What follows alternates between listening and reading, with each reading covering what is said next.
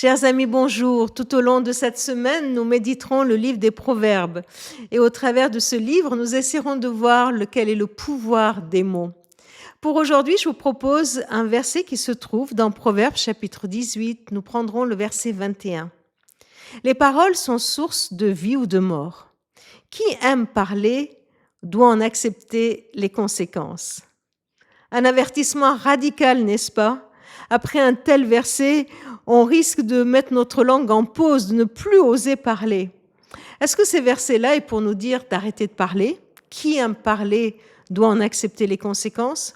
Ou plutôt de nous faire prendre conscience des conséquences des mots qui sortent de notre bouche? Oui, il y a un avertissement.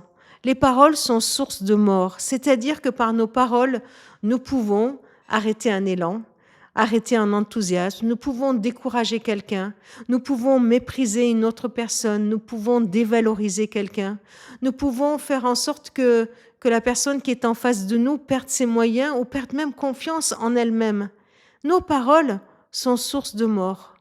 Et si on s'arrête là, eh bien, on risque de ne plus oser parler. Mais ce verset nous dit aussi que nos paroles sont source de vie.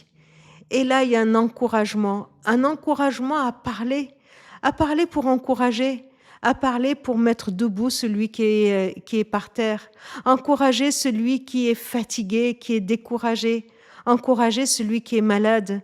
Avec nos mots, avec ce qui sort de notre bouche, nous pouvons redonner la valeur à quelqu'un, nous pouvons rassurer quelqu'un, nous pouvons donner notre appréciation, nous pouvons dire à quelqu'un qu'il compte pour nous, que sa présence dans nos vies, que sa présence à nos côtés est tellement importante. Tous ces mots d'encouragement sont tellement précieux parce que cela donne la vie à celui qui est à côté de moi. Alors, quelle parole sort de ma bouche? Quelles sont les paroles que je vais prononcer aujourd'hui? Alors, ne soyons pas avares en encouragement. Ne soyons pas avares en redressement. Allons-y, prononçons des paroles de vie.